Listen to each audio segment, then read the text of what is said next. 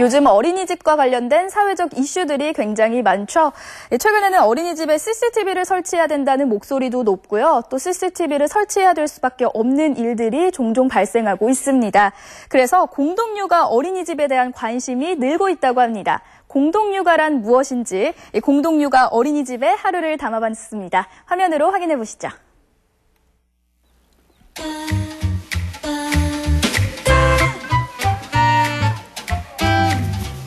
아이들의 웃음소리가 끊이지 않는 이곳.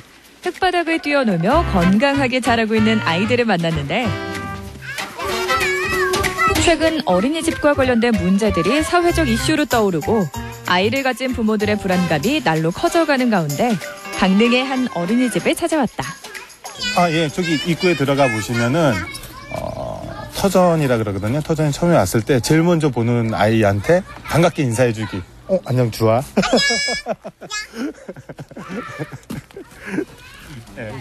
예. 그냥 제일 먼저 보이는 아이가 제 아이다 이렇게 생각하고 재밌게 놀아주고 하면 됩니다. 이곳은 강릉에서 유일한 공동육아 어린이집. 부모들이 보육 공동체를 만들어 아이들을 함께 키우는 곳이다. 현재 24명의 아이들이 모여 즐거운 하루를 보내고 있는데 13, 14. 주제를 가지고 수업을 한다고 하지만 그게 결국은 다 주입식 교육의 한 부분인 것 같은 느낌이 들었는데 여기는 그냥 제가 느끼기엔 자연에 그냥 풀어놓거든요. 그래서 자기가 느끼는 거를 느끼고 생각하고 그걸 말로 표현하거나 행동으로 표현하거나 그렇게 해주면. 공동육아 어린이집은 부모들이 공동으로 출자해서 어린이집 터전을 마련하고 운영하는 곳이다.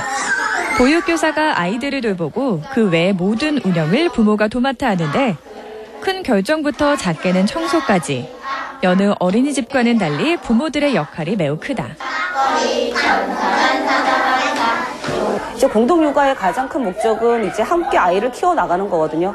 자기 아이뿐만 아니라 다른 아이들도 함께 키워나간다. 이게 가장 큰 정신이에요.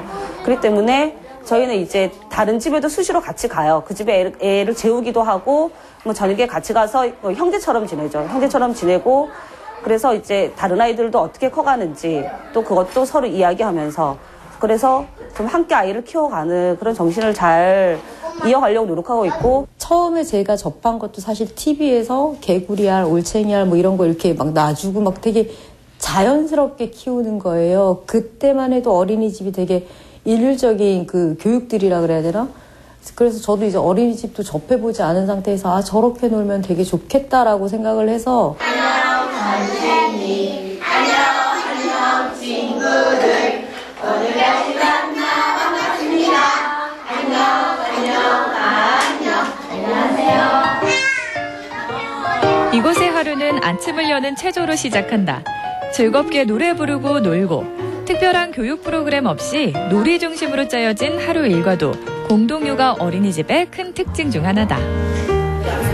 어머님 아이들을 이렇게 공동육아 어린이집에 맡기셨는데요. 장점을 느끼셨기 때문에 아이들이 여기 맡기셨을 것 같아요. 장점은 다른 어린이집보다는 자연과 함께 할 수 있는 시간이 굉장히 많기 때문에 자연을 선물해 준다는 생각으로 사실 기존에 다니던 유치원도 굉장히 좋았지만 자연을 선물해 주고 싶었어요, 아이들에게. 그래서 여기 일단 선택을 했고. 이번엔 야외로 산책을 나섰다. 손에 손잡고 가벼운 발걸음으로 걸어가는 아이들. 이렇게 동네 곳곳을 누비며 매일같이 나들이를 한다는데 토론 끝에 아이들이 정한 오늘의 나들이 장소는 어린이집 근처에 있는 야트막한 야산이다. 공동육아에서 중요하게 생각하는 게 바로 나들인데요. 이 나들이 어디로 갈지 아이들이 직접 결정하기 때문에 더 열심히 참여할 수 있다고 합니다. 오늘은 나들이 장소 산으로 결정했는데요. 아이들이 오늘 자연을 통해서 어떤 걸 체험하고 배우게 될지 함께 따라가 보시죠. 자연은 아이들에게 언제나 즐겁고 신기한 놀이터다. 풀이 자라고 꽃이 피고 계절의 변화를 세밀하게 관찰하는 시간. 나들이는 도시 생활에 익숙해진 아이들이 자연의 순리를 배우는 소중한 체험이 된다. 다 잘라줬어. 아이들이요 진짜 즐거워하고 스스로 배울 걸 또 찾아가는 것 같아요. 이 나들이를 통해서. 네. 선생님들께서도 나들이가 좀 중요하다고 느끼시는 것 같은데 어떤가요?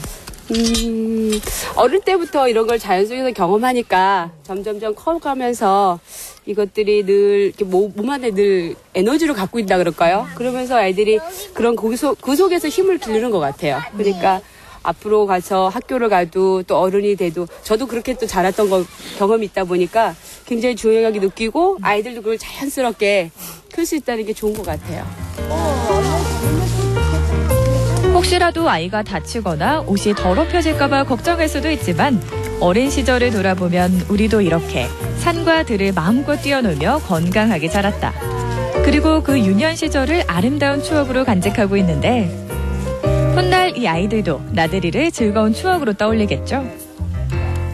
아이들도 어른들과 같이 상처 입은 마음들이 많이 있거든요. 그런 것들이 나들이를 통해서 아이들이 치유되는 그런 부분들도 있어요. 그리고 자기 주도적인 그런 모습을 나들이를 통해서 아이들이 많이 찾는 것을 이렇게 볼 수가 있습니다. 그리고 나들이는 정말 공동육아에서는 정말 빼놓을 수 없는 그런 활동 중에 하나이죠. 그래서 공룡산, 민들레길 등 나들이 장소마다 아이들이 예쁜 이름도 붙였다는데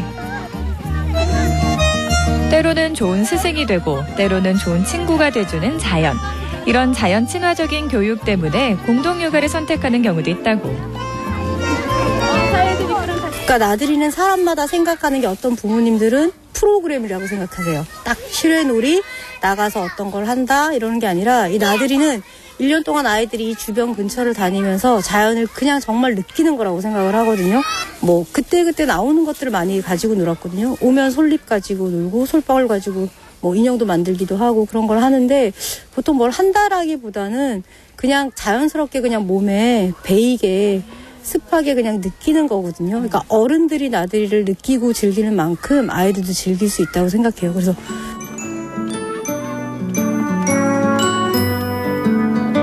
공동육아 어린이집에는 조기 교육이 없다. 그저 재밌게 놀 뿐. 하지만 이 놀이 속에는 사실 음악과 체육, 미술, 사회성 교육 등이 모두 들어있다.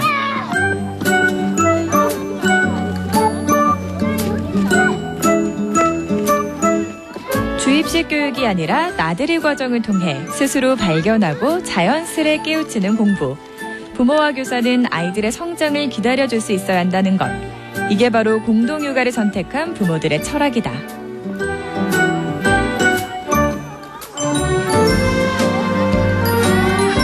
어린 시절이라도 좀 마음껏 뛰어놀 수 있었으면 좋겠고 우리 어린 시절에 동네만 나가도 골목에 나가도 굉장히 많이 놀았잖아요. 뭐 하고 노는지 모르지만 매일 똑같은 일을 하는데 그 형 누나 쫓아다니면서 우르르 그렇게 놀았던 경험이 굉장히 저한테는 중요한 경험이어서 아이가 아파트에서 크다 보니까 이 아파트에서 이런 공간을 만들어주기는 좀 힘들겠구나라는 생각을 해서 재밌게 놀았으면 좋겠다고 생각했어요. 그래서 아이들이 좀 더 잘 놀 수 있는 방법은 뭘까? 물론 그 안에 규율도 있어요. 질서도 지켜야 되고 남의 말도 들어야 되고 그 안에서 배려도 해야 되고 무조건 뭐 천방지축처럼 막 뛰어다니는 건 아닌데 그 안에서 뭔가 공동체적인 그 경험이나 이런 것들을 좀 자연스럽게 받아들이기를 원해서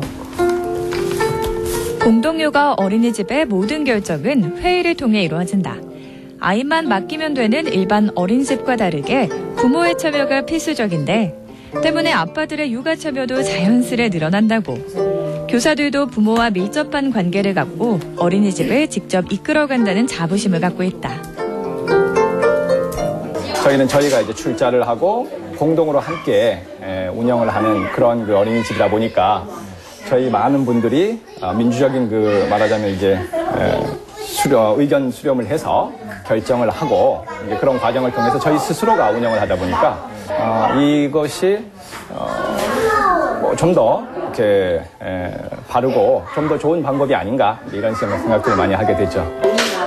공동육아 어린이집의 특징 또 하나, 별명을 지어 부른다는 것이다. 아빠, 엄마를 줄여 아마라 부르고 선생님 대신 별명을 부르고 반말을 쓴다. 수직적이고 권위적인 관계가 아니라 아이와 어른들도 평등하고 자율적인 관계를 맺는 것이다. 처음에 와서는 뭐 이런 데가 있나 했었는데 뭐 공동육아에서는 또 그렇게 한다고 하니까 그래서 접하다 보니까 지금은 뭐 토마토 오늘 간식이 뭐야? 뭐 오늘 간식은 조랭이 떡국이야. 뭐 이렇게 대화하는 게 너무 좋은 거예요.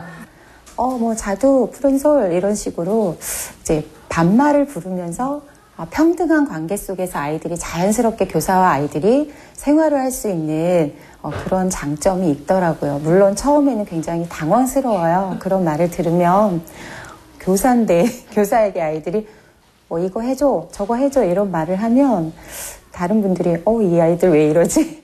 왜 선생님한테 저렇게 반말을 하지? 이런 얘기를 하는데 그 속에서 아이들이 나름대로의 규칙이 있고요. 그 속에서 나름대로의 교사에 대한 존중이 깔려 있더라고요.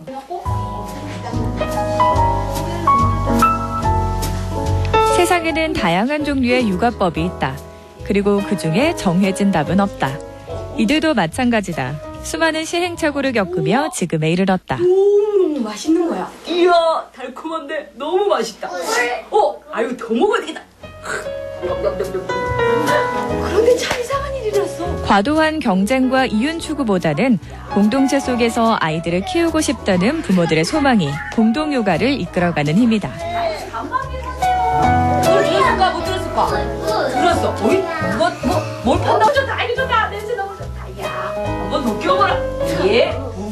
제가 듣기에는 지금 일반 학교 가서 배울 수 있는 흐름들을 지금 미리 앞당겨서 배운다는 느낌이 들었어요. 그런 경험들을 굉장히 많이 하더라고요. 미술, 영어, 또 하여튼 그런 세부적인 것들, 뭐 엄마들이 당연하게 여기 어떤 추구하는 것들을 그런 어린이집서부터 어릴 때부터 그것들을 채워주시는 것 같은 그런 느낌이 들었어요. 무슨 원하시는 부모님도 계시고 또 그걸 맞춰다 보니까 또 선생님이나 또 전체 흐름들이 그렇게 가는 것 같은데 결국 육아란 아이를 행복하게 기르는 것. 어른들의 지속적인 고민과 노력으로 아이들의 행복한 하루를 지켜줄 수 있길 바란다. 자연 속에서 마음껏 뛰놀며 자라는 아이들, 그 웃음소리가 더 건강하고 즐겁게 들렸는데요. 부모들이 직접 운영하는 공동육아 어린이집, 육아법의 정답은 없지만요. 부모들의 관심과 노력이 아이를 행복하게 만든다는 것만은 틀림없는 사실이라는 생각이 드네요.